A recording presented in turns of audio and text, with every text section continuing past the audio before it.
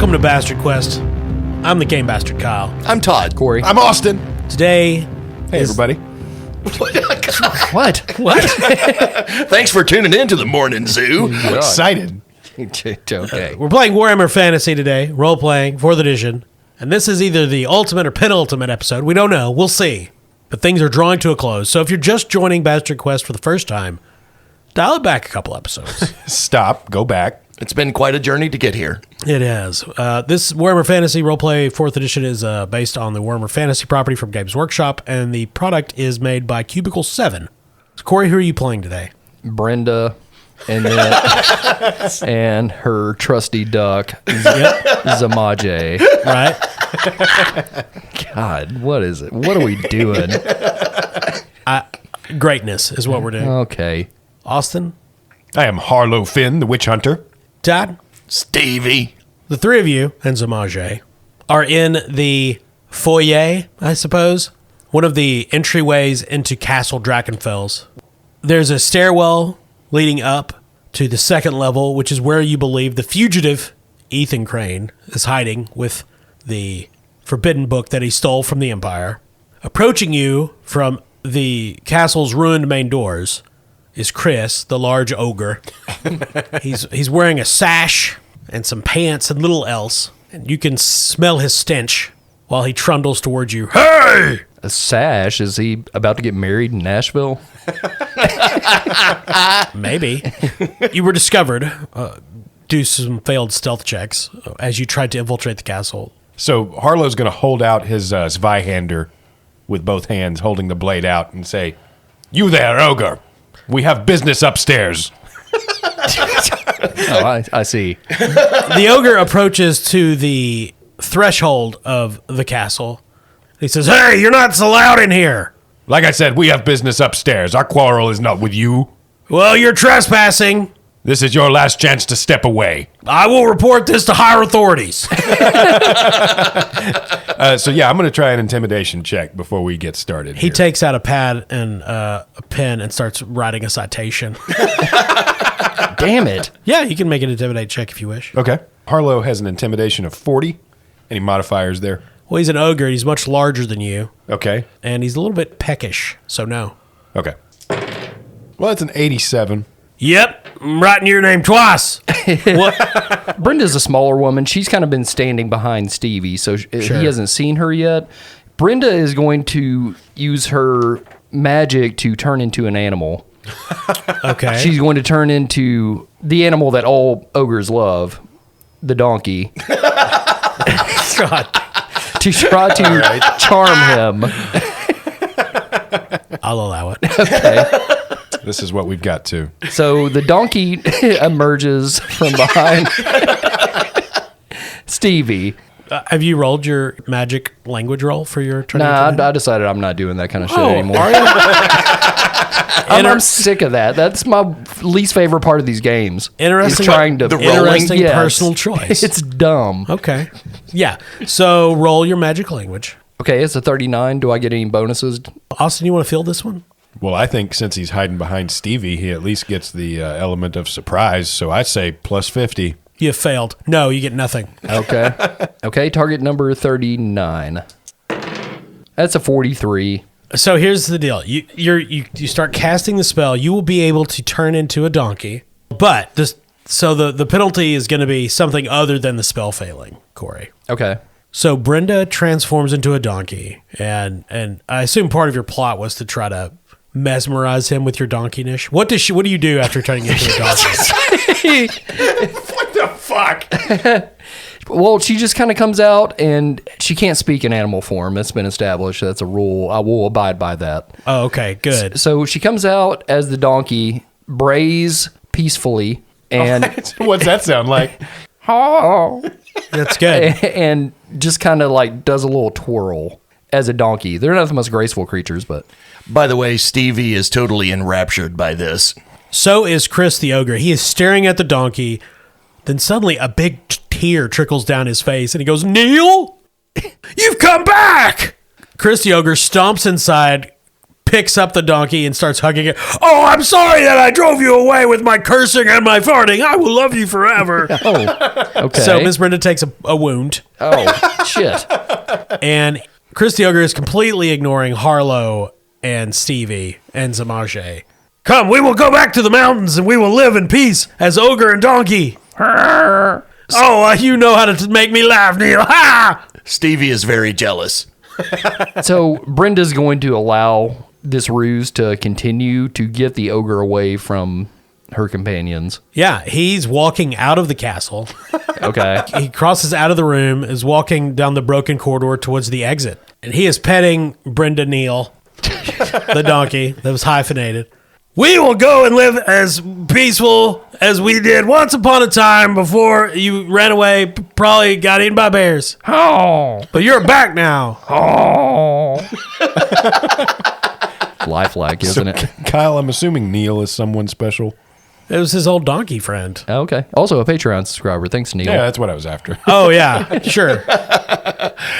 Mr. Harlow, Stevie, very jealous of the ogre. He has Miss Brenda, but Stevie going to take that jealousy and channel it into fight with the Crane Man. Yes, I don't like it either. Then I will rescue Miss Brenda, and she will turn back into human, and we will go on eat date. This is Stevie's plan. Eat. That date. sounds good to me. Do you want to let her fend for herself and we go ahead and head upstairs? Yes. All right, and I want to take a look at that book. That is my short-term ambition for this adventure. Harlow wants to take a look at that necromancy book. So the ogre is taking Brenda out to live in the mountains peacefully while she's disguised as Neil the donkey. Right. And Kind of upsetting, honestly. And Stevie and Harlow and where's Z'mage, Corey, the duck? Yeah, I'd say he's in the castle with them. Okay, so those three begin going up the steps to the second level. Thank God we have Duck. Yeah. There's a landing. There's a series of adjoining corridors, all in various states of dilapidation, broken splinters of wood, cracked stones, cobwebs everywhere. But one hallway has been rudimentarily cleaned, and there's a light at the end. And you hear a voice saying, "Come forth, let us converse as gentlemen." That's about all the gentlemanly dialogue you'll get from us. You're a dishonor to the profession of witch hunter. You stole that book, and we're taking it back. Yeah. This is Ethan, right? Yes, it is. And I see no reason why we can't discuss things. I have a bottle of port and some comfortable chairs, a fire, and some bread. Oh, God, he mentioned bread. Z'mage can smell the freshly baked bread from down the tunnel. Stevie starts thinking about the ham that he has and how it would be nice to have a sandwich. He actually invents sandwich. It's not a thing in this world. And then, as he says those words, Stevie can start smelling ham. I also just started slicing this boar's hind. Stevie actually levitates and floats like a cartoon character with his nose. Sure. I mean, yeah. Rolls his tongue back up. So Z'mage and Stevie are advancing down the hallway. There's broken bits of ceiling and wall and sunlight streaming in. It's not all dark or anything. Austin, what about Harlow? So Harlow has a talent called Sixth Sense, Okay. and that gives me an advancement on intuition. Can I use that to try and sense what is being done here, or to see if I can get a sense of where Ethan Crane really is? Sure. Okay, so then I'm trying to beat 32. Any modifiers there? Harlow is on edge, so I'll say you can have a plus 20.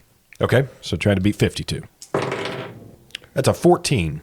Ethan Crane is at the end of the hall in that room. Good job. But you get no sense of a supernatural threat other than just generally being unsettled by being in Castle Drakenfels. Okay. My friends, do not be seduced by the aromatic magic of our enemy. we must get that book. Stevie's still walking toward ham, Okay. floating as if. So, Austin, are you going to go with them or are you going to wait to see what happens to them? No, I'm going to advance along with them. I don't want them to be left exposed. So Harlow is going to advance behind them slightly with his with an arrow knocked. So you get to the end of the hall. There's a rather large room. It looks like it maybe once was a bedroom, but the bed is old and broken and rotted. However, a relatively new rug has been laid in front of the fireplace. There's a fire going. There are candles lit. There are a number of chairs set around. Old table's been repaired. On it is a haunch of pig that presumably Ethan Crane, a tall, gaunt man with graying hair at the temples, is slicing. There's fresh bread that he just pulled out of a Dutch oven. And beside that, all this food and bread and port, with a number of cracked mugs for drinking vessels, is the Nicarum Obscurum, this large tome, covered in rather unassuming leather, though it does have a large lock on the side. It is sitting on the table. Ethan slices off haunches of ham and bread and hands Stevie a plate. And Stevie begins eating and pours himself a gigantic pour full of port. Okay.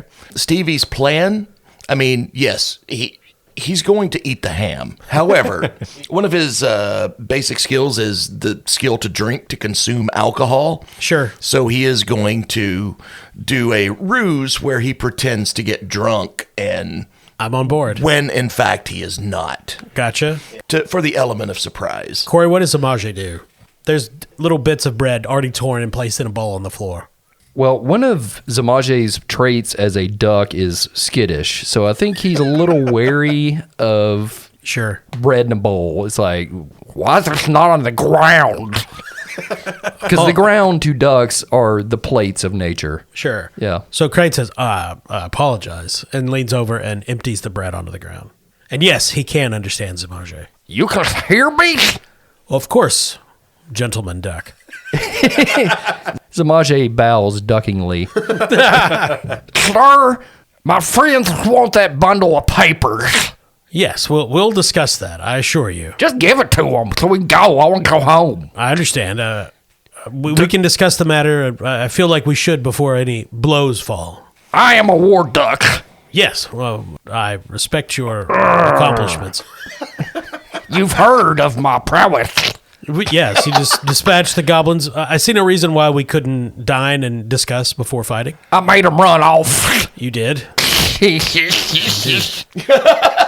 What is Harlow doing? He comes in with the arrow knocked, and Crane just gestures toward you. There's no need for that, my fellow witch hunter. I'm sure you would like to dine peacefully. You know we're here for both the book and you. What could you possibly want to bargain over? I feel like both of those things are worth bargaining for. What do you have to trade? Well, I'm an accomplished sorcerer. We could fall to blows, and I could likely kill one or two of you. It seems a high price to pay. Harlow lets loose an arrow. Okay, roll to hit the guy who's not threatened you at all. I didn't say anything about Harlow being an honorable combatant. I'm really just testing his defenses, though, because I have a feeling that it's probably not going to land. Okay, roll to attack. Okay. Murderer. Aiming for the head. I'm going to call that shot. Okay. That'll make it more difficult. Yeah, I think a called shot is -20 or something. Yeah, we'll just say -20. Okay. Is that on top of any other modifiers? I mean, I am at close range. You're at close range, so I mean, there's not a range penalty or anything. All right, so then I'm trying to beat an 18. That's a 36. The arrow flies across the room. He misses him by inches, and he yells, "What is wrong with you, man? I told you. I'm offering you ham and bread and port, and you're firing an arrow? We're here for the book and you. How do you know you're not going to get one of those things?" I asked you what you had to bargain And for. I said, let's discuss it, asshole. Discuss it faster.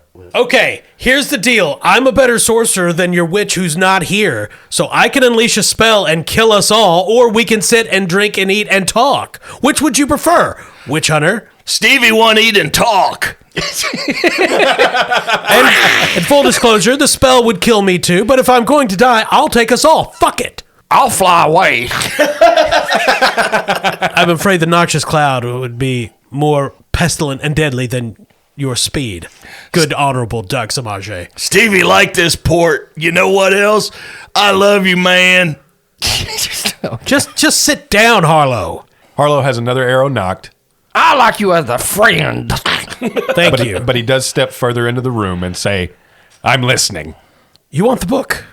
I have exhausted its magical knowledge. You can take it. And in return, leave me in peace. Or allow me to leave, actually. I have no further use for Drakenfels. Stevie thinks sounds reasonable.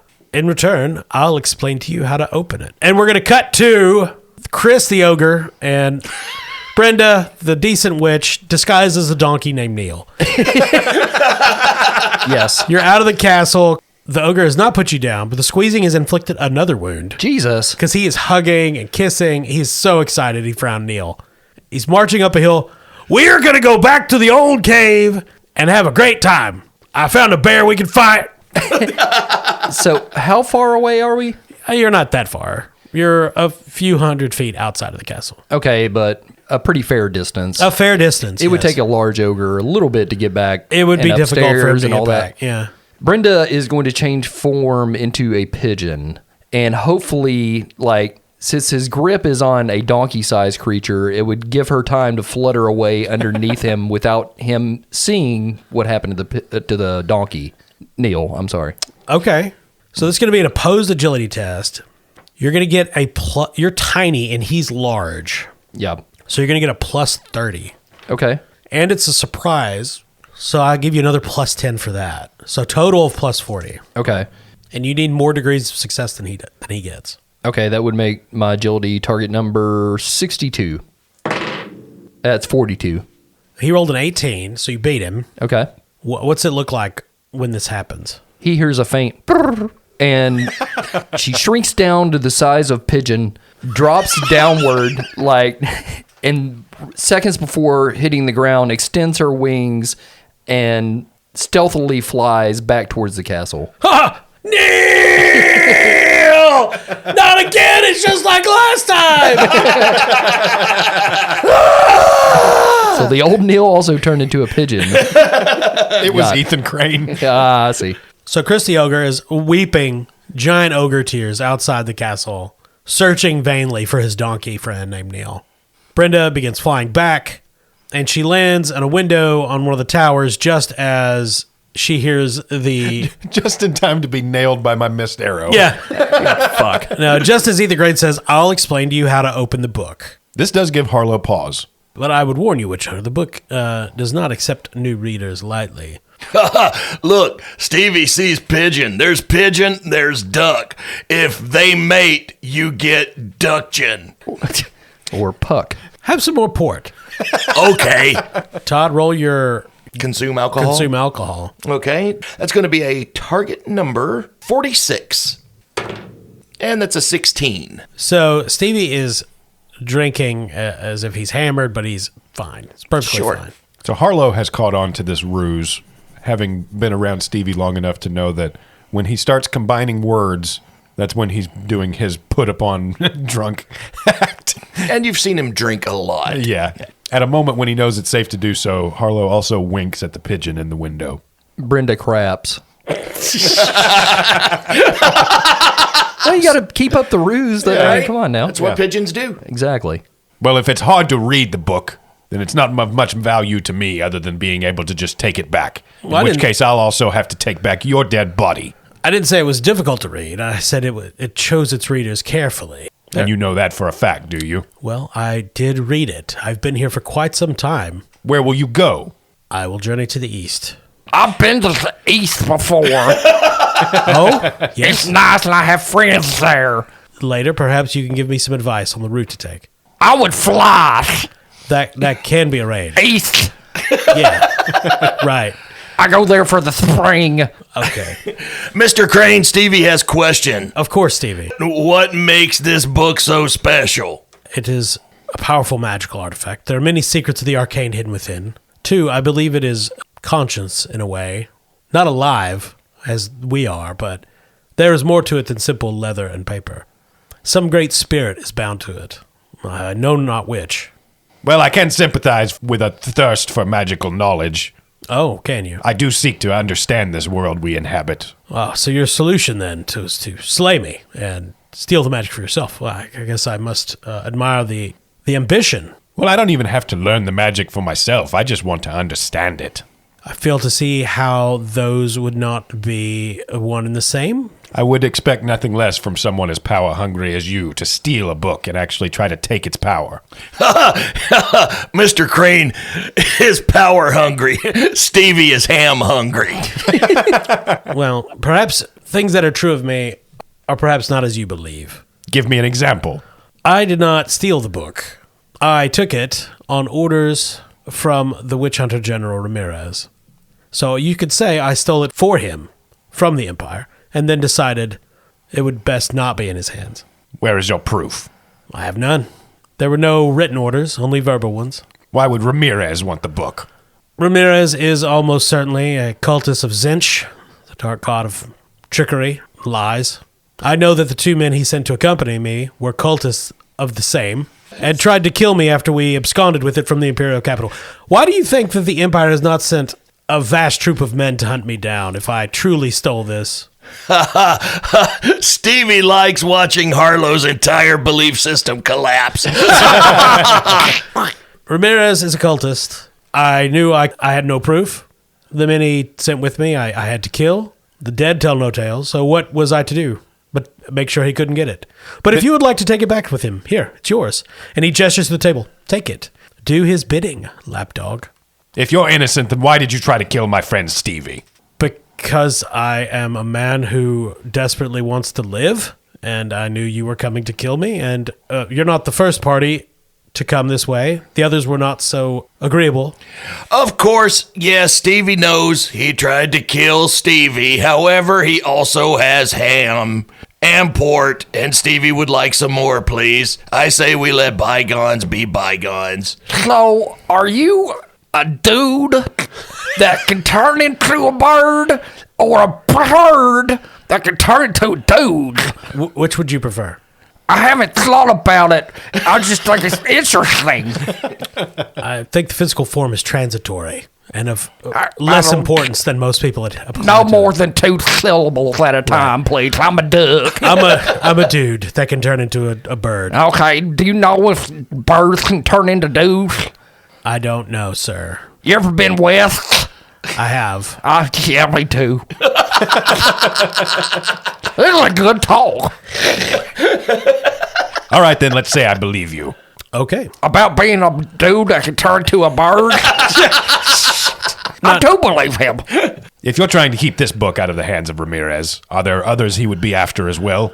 I believe Ramirez has agents doing their best to get most of the prescribed works that our order was tasked with destroying. All right, well, then if you expect us to trust you, then let us into your confidences a bit. Where do you plan on going? And do you plan to continue to try to keep these grimoires out of Ramirez's hands? I plan to go to Grand Cathay, which I believe is far beyond Ramirez's reach, though it has its own problems with chaos and its agents. That's kind of more southeast. I defer to your knowledge. Well, then, if you want us to trust you, then give me one more thing in return for your life. I feel like I'm giving you a great deal, but all right. Tell me where the next book is that should be protected from Ramirez and the Guild. If my divinations were correct, then there's one making its way to Ramirez as we speak. The Liber Mortis is being taken to Ubersreich on a boat in the hands of one of our associates. I believe it's a few days from Ramirez. Harlow finally lowers his bow.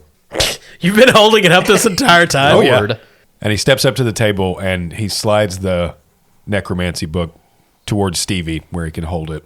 Ethan dusts his hands off. Then I suppose we're done here. You have the book, and I'll give you the key, and I'll be on my way. You can give us the key. I'll ask one thing of you, and Seems- it's okay to say no. Okay. Will you help us get this next book? No. No, I'm an NPC, you see. So I must go on. He takes a medallion out of his pocket and he gives it to you. This will open the book for you. Be warned, it has its own perils.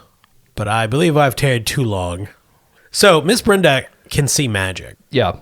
So Ethan Crane is obviously radiating magic. He's some sort of wizard.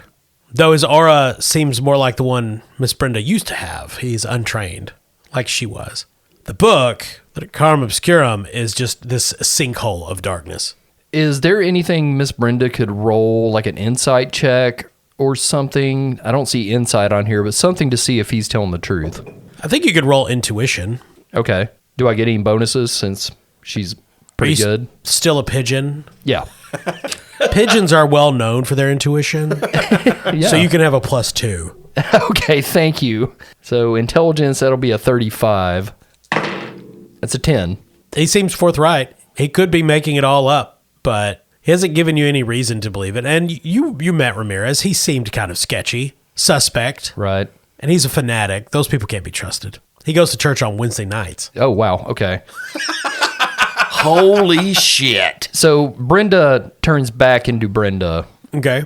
Behold! 'Tis I, Brinda, not a common pigeon. He takes a step back. Oh, I wondered where you were. I was the pigeon. Yes, You know how it is. You can turn into a bird, too. indeed. You can get around, freak people out left and right. It's fast and fun. Stevie immediately starts doing some ham origami. Ethan takes a step away from Stevie.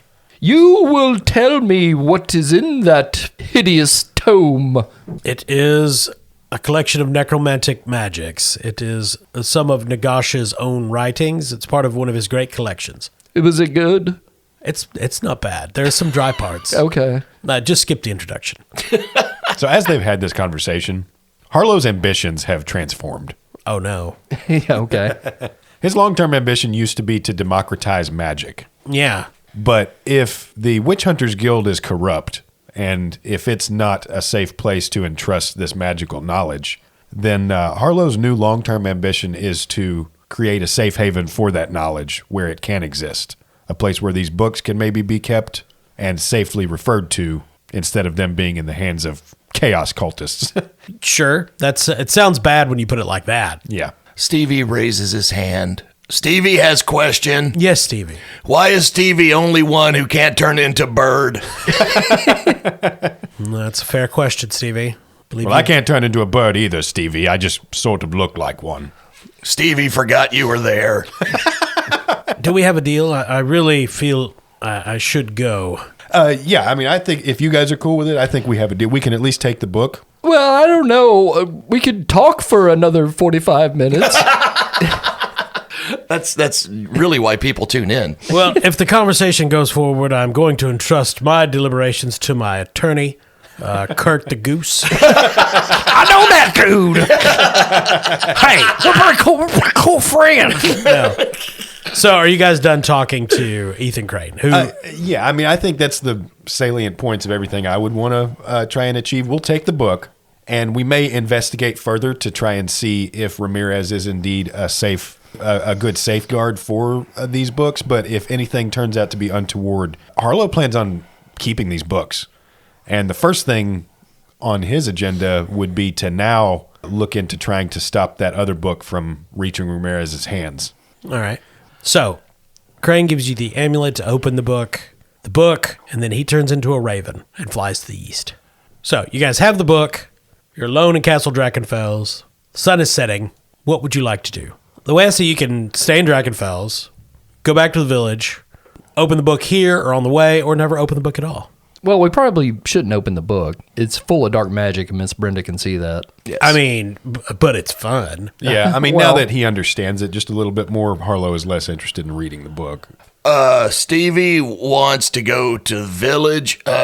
Miss Brenda, when we get to village, Stevie would like to take you on eat date. And it's okay if you're embarrassed to be seen with Stevie. You can be bird and sit on Stevie's shoulder.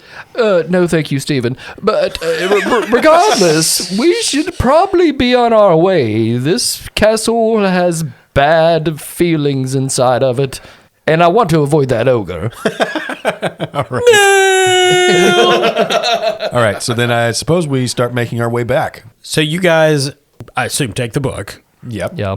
make your way out through the main entrance. There's no sign of Chris the Ogre. You hear a distant bellowing and weeping in the hills. You get out into the countryside, retracing your steps back towards the village of Gritzmiel.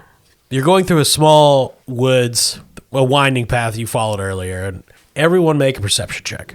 Okay, Brenda's perception would be a 38. Stevie's is 39.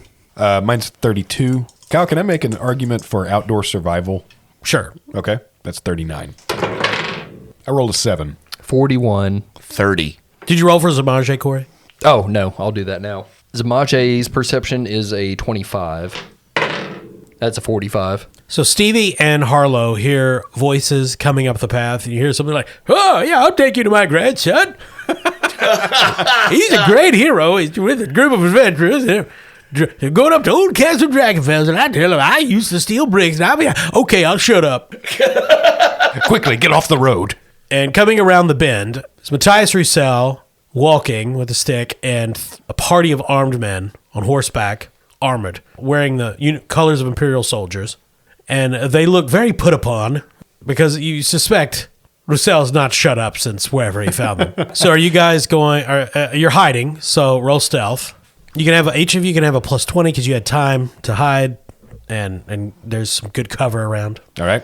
My stealth is a 36, so trying to beat a 56. 40. Z'mage doesn't actually have to hide. I mean, he's a duck. Yeah. They're everywhere in this wood. Yeah. Although he might draw attention if Matthias Roussel starts running toward his grandson. I don't think that's really going to tip them off to the fact that the duck can talk. I mean, they're just going to think this crazy dude is... With the bonus, Stevie's stealth is 48. Brenda's is 47. I rolled a 51. 16. 29. So you guys hide in the low-lying bushes behind trees. Where's Z'mage, Corey? Z'mage has burrowed deep into the ground. Okay. Yeah. Yeah. as ducks do. Yeah. Okay. God damn it. They're really the moles of the waterfowl. Yeah. Yeah. Everyone knows this. Yeah. So the soldiers come around into view. Russell is with them. They get him to shut up, and they're talking amongst themselves, grousing like soldiers do about how they have to go out of their way, and this is too far, and where are these people that they're supposed to find? And one of them asks herself, when did you leave him? Oh, not that long ago. You guys were making good time. Come help him and my grandson. And the lead soldier nods. Yes, of course, we're going to help them, right? And where did these fugitives, heroes go off to? Oh, hey, we're going to Castle Drakenfels. What do you guys want to do? You can let them pass by. They have not spotted you. You made your stealth check. How many are there? There are 4 men on horseback in armor with weapons. Considering that Stevie is weaponless. Oh, yeah. The otter's got your boat hook. Yeah. I forgot. But, Stevie, I actually have some weapons to spare if you would like my hand axe. Mr. Harlow, Stevie feels it's his duty to ask you, why so angry? Always fighting. Is it blood pressure? Yes, who hurt you, dear? Well, I came to kill something, damn it. Stevie says hide or fight. He'll do either. Stevie is excellent at both. I do think it would make our progress easier later on if we don't continually have these guys on our tail. That's my only real argument for going ahead and dispatching them now. Okay. All right, so you guys have advantage. You can attack from ambush. They won't see it coming. Let's kill Roussel, too. He's been eyeing my duck. He's probably the ringleader. Yeah, right. So we're not going to do a full-on combat, but each of you can make, you get one action, and if you're successful, you can take out one of them. Okay. Z'mage as well, of course. Okay. Todd, what is Stevie doing? Stevie is good at climbing, so he is going to climb a tree and drop down on top of one of them. Drop bear attack. I get it. Corey? Yep. So Brinda is going to try to startle them to hopefully give some advantages to the more capable fighters in our party. Okay. Like Z'mage. Z'mage. Yeah. So Brinda has a mask. She hasn't put it on in this, but it was something in character creation. She got a mask. Holy shit, I forgot. Okay. This is a mundane mask. This is some ancient magical artifact, right? It's a mask. It actually... Like for sleeping? It's a mask. It actually carries the visage of Eric Stoltz from the film Mask. So it's Rocky Dennis. Okay, so plus 30 to horrify. Okay. So Brinda actually has a talent of menacing. She does? Yeah. She gets a bonus to intimidate. Cool. She's a very placid woman, but Not with this mask on, buddy. no. Okay, so that's what you're doing. Austin? Yeah, so my first attack is going to be I'm going to see if 2 of the soldiers maybe line up in my sights and try to nail both of them with one arrow. It's not how arrows work, but okay. What is Z'mage doing, Corey? Z'mage is also going to startle the soldiers by bursting up from the ground beneath them. Sure. Much like the Millennium Falcon escaping the second Death Star after knocking out the main reactor. Right. Yeah. Okay. So since your actions are to disconcert, Corey, you can roll and you'll give bonuses to Todd and Austin. Okay. And since both of your characters are doing the same thing, let's just have Z'mage give assistance to Miss Brinda. Okay. So he'll give you a plus 10. And you've got surprise, so that's another plus 20, which everybody will get. Okay. So your total at plus 30. So that would make my target 63. Okay. That's 91. I'm going to use a fortune to re-roll that. That's a 96. God damn it. What's the other currency I can use that I can just make it whatever I want? I believe that is resilience. I've got 1 resilience left. I'm going to use it Okay. at the end of this fucking game. So I'm going to make my roll perfect and great. So then it's a 60. A 62. So that gives you 6 levels of success plus 2 from menacing for 8. Yeah. What's it look like when Miss Brinda jumps out of the bushes and Z'mage bursts up? We know what Z'mage is doing, but describe Miss Brinda and her demeanor and the mask. Well, we already know what the mask looks like. But. Brinda pops out kind of squattingly and has both her arms up in the air, like Yeah, sure. moving them back and forth, and the Eric Stoltzen mask. Yeah. And goes, "Ooh, from the ground come ducks." And at that moment, Z'mage bursts up between them and It's the witch goblin! Their horses rear, they scream, one of them very shrill and childlike. One goes tumbling off a horse. Todd, Austin, you guys get plus 80 to your rolls. Okay. Nice. I would like to point out that the posture that Corey took to describe Miss Brenda was exactly Richard Dreyfuss's posture on the cover of the Klippendorf's Tribe DVD. okay, great. If you're familiar with that. I am. You're correct. Roll your strikes against these unassuming and now bewildered soldiery. This makes my ranged skill target 118. Okay.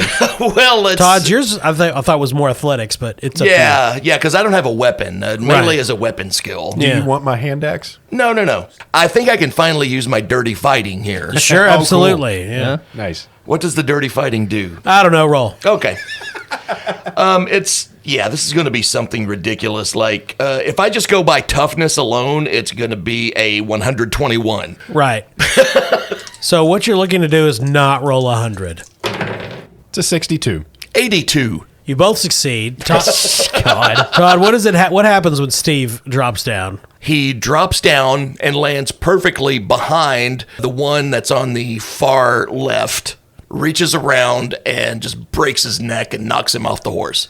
Yeah, there's a crack, a snap neck. The body tumbles like a sack of discarded potatoes. Now Stevie has horse. And Austin? He lets fly an arrow. It flies across the road. It goes in one ear of a soldier and out the other, and then lodges itself firmly in the eye of the soldier behind him. It's a hell of an arrow. Now, you know what? If you spend a fate, it'll happen. Sure. Go for it. So 3 of them are down from snappery or arrows. The fourth one, his horse is rearing. He's screaming. He takes off at a gallop in just a random direction to get away through the woods. When news of this reaches back to the village, there is a commission that is immediately formed, and they want to investigate this magic arrow.